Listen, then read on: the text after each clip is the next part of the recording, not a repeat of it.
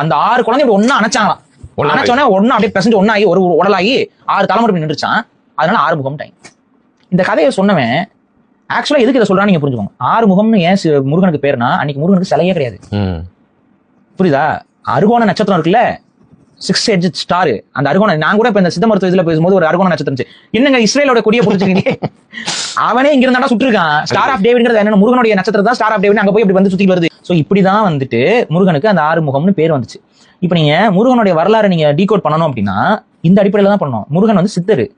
இப்ப பழனியில வந்து முருகன் ஆண்டி குளத்துல இருக்காருன்னா இதுக்கு ஒரு கதை அடிச்சுட்டானுங்க. இவங்க யாரு தெரியுமா? பச்சை கலர் துண்டு போட்டு உட்காந்து முஸ்லீம் பாய். யாரு? சாய்பாபா. அவருக்கு பச்சை தூக்குனாங்க. ஃபர்ஸ்ட் பச்சை தூக்கி காவி கொடுத்தாங்க. அவர் காவியில சாய்பாபான் இருந்தாரு. சாய்பாபான் இருந்தா உண்மை தெரிஞ்சிருமே, ஏன்னா பாபான்னு ஏன் வருது அப்படின்னு கண்டுபிடிச்சிருவாங்களே அப்படின்ட்டு சாய் ராம்ட்டாங்க. இப்ப சாய்ராமா, ராம் ராம் சாய் ராம். வெள்ளை கலர் மாத்திட்டாங்க. கும்புறவன் யாரு? இந்துக்கள். கோயில் கட்டுறவர் யாரு? தமிழக முதல்வர். தமிழக முதல்வர் கோயில் கட்டுறாரு சாய்பாபாக்கு. அவங்க அம்மா அவங்க ஒரு பத்தையம். இந்த திராவிட கும்பல். முருகனுக்கு ஏன்டா பூணூல் போட்டிருக்க? ஏன்டா பைத்தியக்கார மடையா? அங்க கோயில இருக்க எல்லா பூதகணங்களுமே பூணூல் போட்டு உட்காந்துருக்கு. அதெல்லாம் அவங்க தெரில. பூணூல்லாம் முதல்ல என்ன பிராமின் போடுறதான் பூணூலா? யாரா அவனுக்கு சொன்னது முதல்ல? பைத்தியக்கார மடையனுங்களா? பூணூல் யாரா சொன்னது பிராமின் கூடியதுன்னு? போடுறாங்க, எத்தனை நாவிதர்கள் போடுறாங்க. பூணூல் வந்து தமிழரோட அடையாளம். அன்னைக்கு வந்து ஒரு படிப்புல படிச்சு முடிக்கிறாங்க, ஒரு தொழில் சார்ந்த படிப்பு முடிக்கிறாங்கன்னா இன்னைக்கு எப்படி நீங்க வந்து இந்த குள்ளாலாம் வச்சு இதெல்லாம் வந்து கான்வெகேஷன் வாங்குறீங்களோ அது மாதிரி அன்னைக்கு வந்து அந்த படிப்பை முடித்தவர்களுக்கு பூமாலை போடப்படுது. நம்ம ஓம் எழுதுறோமா? இது ஓம்னா இப்ப இன்னைக்கு இருக்க இந்த தமிழ் வடிவத்துல நம்ம எழுதுறோம். ஆனா இந்த ஓம்ங்கிற அந்த மந்திரம் ஆக்சுவலா இந்த வடிவத்திலேயே எழுதப்பட்டதுல. தமிழர்களே இந்த வடிவத்தில் எழுதல. தமிழர்கள் எழுதுனதான் இந்த இப்படி இந்த நாசிகள் சிம்பிள் இருக்குல்ல, அது ஓம் தான். அதுதான் ஓம்.